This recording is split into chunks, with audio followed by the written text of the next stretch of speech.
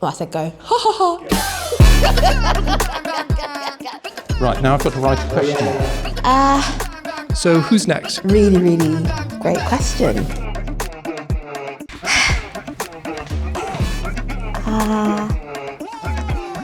Right, how extremely bad handwriting. Sorry, I can't read this. Okay, so the question here is, how were you taught biblical studies? And I think the answer to that is in a very traditional academic and historical way. And that's not surprising because that's what the field of biblical studies is like now. Yeah, I don't think we'd even heard of post-colonial criticism. We just about knew a bit about feminism, but actually it was nearly all historical stuff. Priority to important conversations, and the important conversations are, of course, Western conversations. So that's the first thing. And then the next thing would be there are not a lot of materials from the global majority world here. The global majority world have lots and lots of materials from the West, but the West does not have lots and lots of materials from the global majority world. And it's not because the global majority world is not writing or doing research or anything. I didn't become interested in minoritized scholars of the Bible really until after I lived for a couple of years in Central America. I began reading works by my minoritized colleagues in the field. And over the years, there have been more and more of them. And I honestly found that some of the most interesting stuff in the field was really being done by these scholars. One issue that minoritized scholars have raised when it comes to the modern study of the Bible is that it's so focused on historical issues. It can seem as if none of that material has any real significance for the contemporary world. So starting my PhD, I wanted to do biblical studies as I thought it was, which was very historical, very much concerned with the ancient context. But I remember just kind of coming to the point where I was like, I can't do this, I am so bored. That's just the truth. I was like, this is not my thing. Then I read a minoritized scholar that genuinely changed the trajectory of my research and academic life. Was a scholar called Professor Musa Dube, who is a scholar who is based in Botswana. And then I read Musa Dube's article in which she uses the novel Purple Hibiscus, kind of in conversation with the biblical text and looking at the themes that it kind of brings out. And genuinely, it was a game changer for me. I was like, this is cool. I remember students learning for the first time about Mark Allen Power's experience with the parable of the prodigal son, how he told the parable to a group of American students and asked them what the prodigal son's problem was when he was abroad, and they all said he squandered his money. For Russian students, it was, there was a famine in the land. For Tanzanian students, he was in a foreign country and nobody helped him out. And just students, oh my word, they'd never read the parable in that different way before. And it was just eye-opening. A parable that everybody thought they knew, suddenly they read it with different eyes. And that was a moment of real illumination for them. For me, the Bible applies not to just one set of people, it applies to everybody and to the whole world. And the world is vast, right? So one way of seeing things cannot just be the only way of seeing things. It definitely also gives you a broader perspective of God. It was a very small thing in some ways and was not in an academic context, but I had a really eye-opening moment when I was being entertained to some hospitality in a South Indian village.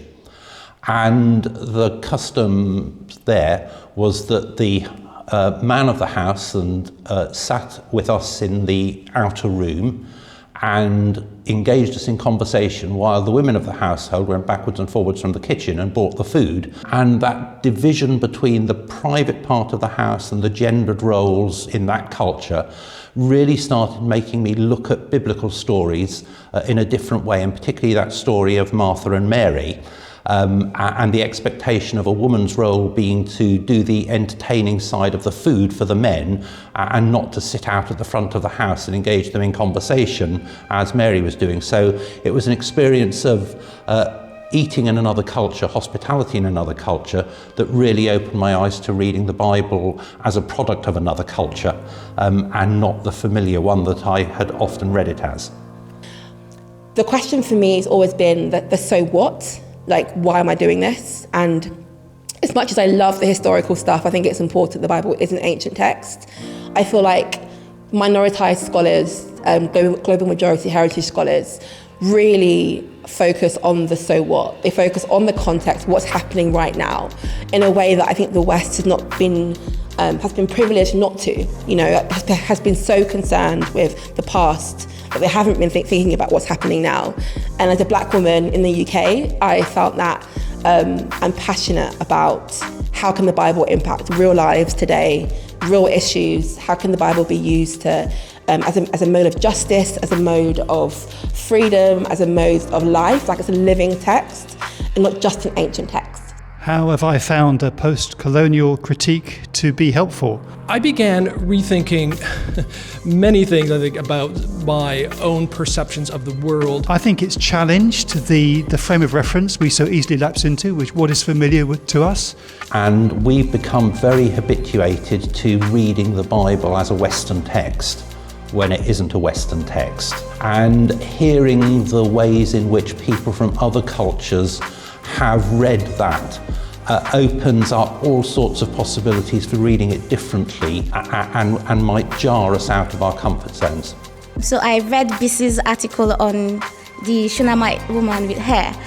Kind of hair being used as a kind of powerful embodiment of the self. So I kind of used that as a lens from which to look at biblical passages such as the Luke 7 narrative of the woman who washed Jesus' feet with her hair. Whereas typically dominant scholarship has been kind of focused on the value of the perfume, as that was the significant thing. Wow, she gave a whole year's worth of perfume to Jesus. Wow, that's amazing.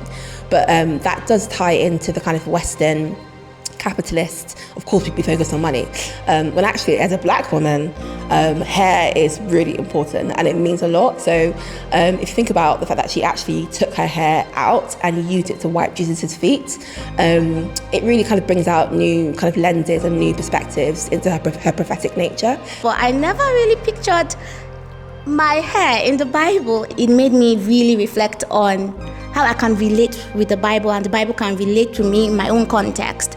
Okay, I think back to a time when I was in Cambodia. We were training ministers in rural communities in Cambodia.